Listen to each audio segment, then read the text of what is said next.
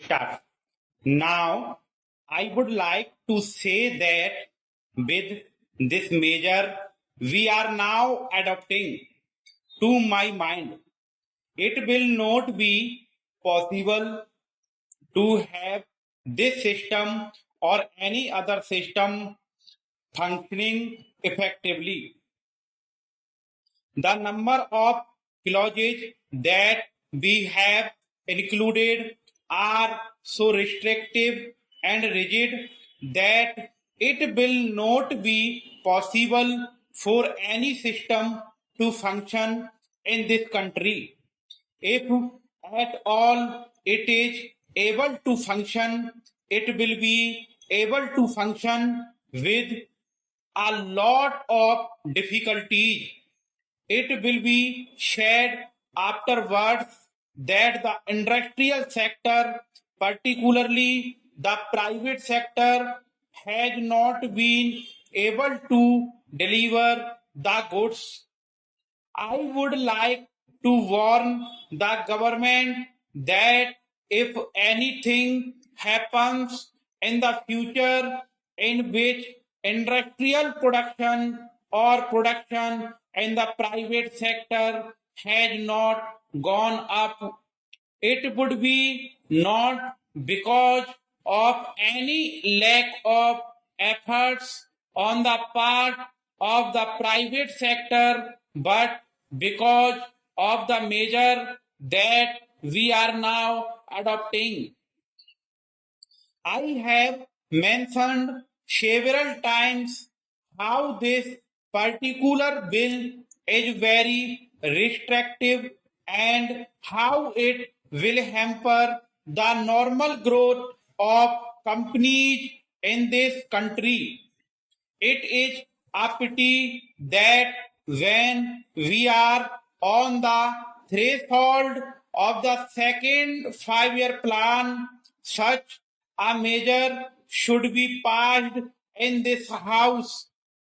I would now like to make a few observations about the speeches of some of the honorable members here. Sri Ashok Mehta justifies the restrictions on managing agents by saying that managing agents are no longer the main source of finance.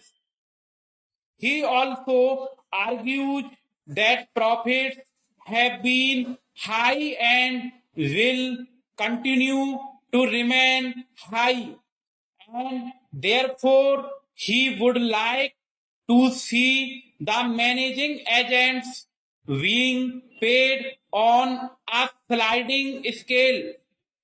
He is in the habit of referring to a number of books and making quotations from a number of them published in America or in other countries, and particularly by some of the professors. I would also like to mention to him that even when companies are floated, it requires a certain amount of confidence amongst the investing public, and it is because a particular firm is managing a particular company that this confidence is created in the investing public. Even there, as the Honorable Finance Minister has said, there is a sort of overall tight control.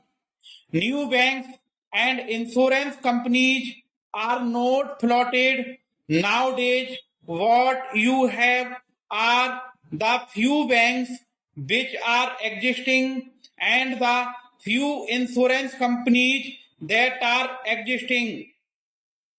The other point is that the credit worthiness of the managing agency firm does count to a certain extent in getting credit from the banks and other financial institutions. Yesterday, it was mentioned by my honorable friend that the crux of the problem is the question of payment of remuneration to a particular managing agency system. He said that in this bill, a definite encouragement has been given to the all native types of management, namely the managing director or the manager, where an individual being permitted to take 5%, while in the case of the managing agency, it has been permitted take about 10%. I would like to point out to him that it is not merely the question of remuneration which will decide the alternative type of management. The remuneration is not a very important thing unless and until you allow a certain amount of flexibility of any system to function. It will not be possible to evolve any other system to take the place of the managing agency system. In spite of so many shackles, you may find that those few business houses which are carrying on now may have to carry on the present basis. You may not find many new people coming in the field. Several times it has been mentioned in this house why the business community has not prescribed for itself a code of conduct. In this connection, I would like to point out that a degree or diploma is essential for the profession, and in case of violation of the code, sanction should be provided by it to prevent a person from practicing the profession. Today, even Ashok Mehta and Sri C.C. Shah can set up a grocery shop and become businessmen.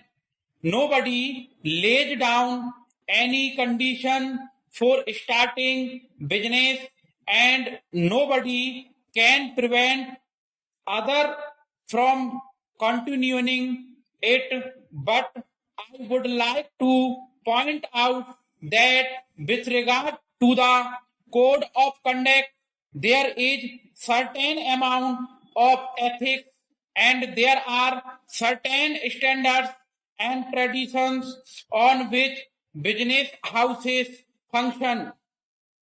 If a particular firm has not got proper ways of managing its business, you will find that business house will find it difficult to function, and it would be difficult for it to command the confidence of the business community. It would not be possible for it to function as effectively as a firm which has proper ways of managing its business. That is sufficient as a code of conduct. It is not possible to prescribe a certain code of conduct in the manner it has been done for the profession in general.